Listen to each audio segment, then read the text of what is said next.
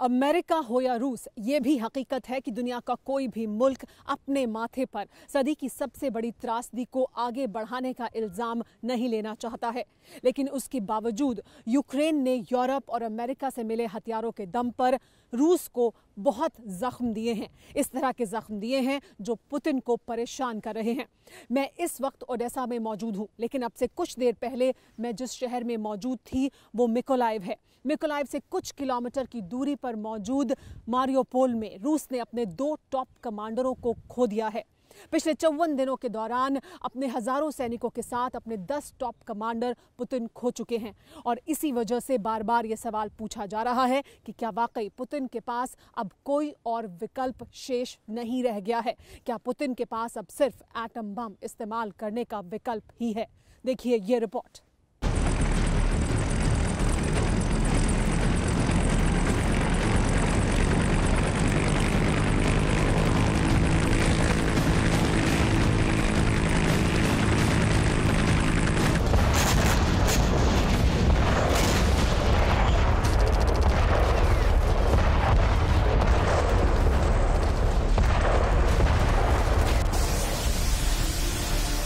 रूस ने फिर मिसाइलें दागी।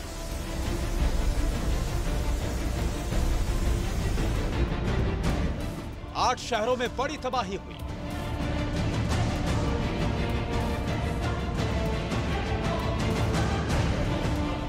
यूक्रेन में आज की सुबह भी दूसरे दिन से जुदा नहीं थी।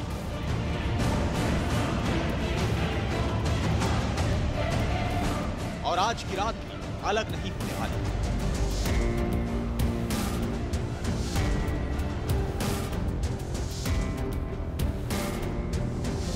दिन का आगाज भी नहीं हुआ था कि लवीव पर कयामत टूट पड़ी। रूसी मिसाइलों ने एक के बाद एक कई इमारतों को निशाना बनाया। आग खुलती इससे पहले ही कई आंखें हमेशा के लिए बंद हो चुकी थी।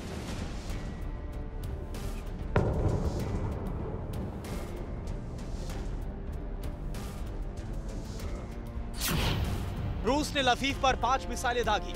हमले में 18 लोग मारे गए, 100 से ज्यादा जख्मी। खार्किव, कीव से लेकर खैरसोन और मारियोपोल तक रूस लगातार हमले कर रहा है। लेकिन पिछले कुछ दिन से रूस का टारगेट लवीव बन चुका है, जहां वक्त बेवक्त रूसी मिसाइलें कहर ढा रही।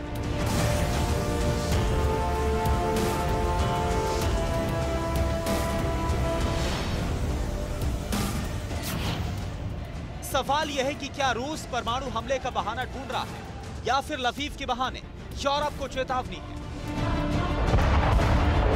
ऐसा इसलिए क्योंकि यूक्रेन का लवीव शहर पोलैंड के बॉर्डर से महज चंद किलोमीटर के फासले पर है। इसलिए रूस लवीव के बहाने पोलैंड में तैनात नेटो आर्मी को उकसा रहा है ताकि यूरोपीय देश पलटवार करें और रूस को परमाणु हमले का बहाना मिल जाए। अब सवाल यह है कि रूस ऐसा क्यों करेगा? किसी भी देश के हुक्मरानों के लिए परमाणु हमले का आदेश देना आसान फैसला नहीं है, क्योंकि कोई भी देश मानवता का गुनहगार नहीं कहलाना चाहता है। पुतिन भी बखूबी ये बात जानते हैं। लेकिन क्या बात इतनी सी है?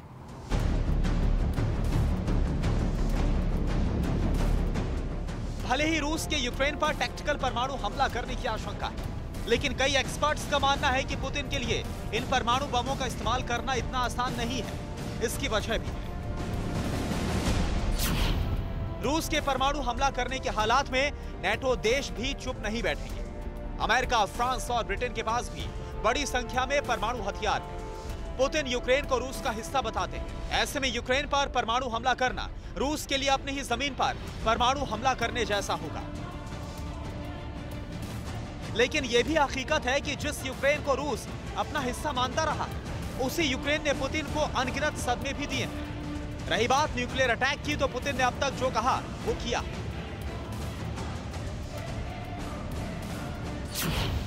2014 में जब दुनिया भर के देशों को लग रहा था कि पुतिन क्रीमिया पर कब्जा नहीं करेंगे, लेकिन उन्होंने किया।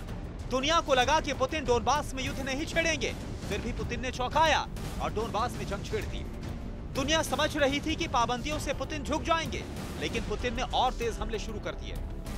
28 फरवरी को पुतिन ने न्यूक्लियर फोर्स एक्टिव की। दुनिया ने सिर्फ धमकी समझी। युद्ध के करीब 2 महीने बाद अब यूक्रेन ही नहीं, अमेरिका से यूरोप तक को लगने लगा है कि पुतिन परमाणु हमला करेंगे, क्योंकि अब रूस के पास बहाना भी है। यूक्रेन ने रूस को उस मुकाम पर ला दिया है कि पुतिन युद्ध हारते हैं या जीतते हैं, रूस में बर्बादी की सुनामी आनी तय है। इसलिए रशिया के सामने खुद मुख्तार साबित करने के लिए पुतिन कुछ भी कर सकते हैं, परमाणु बम भी दाग सकते हैं, और शायद अब यही करने वाले भी।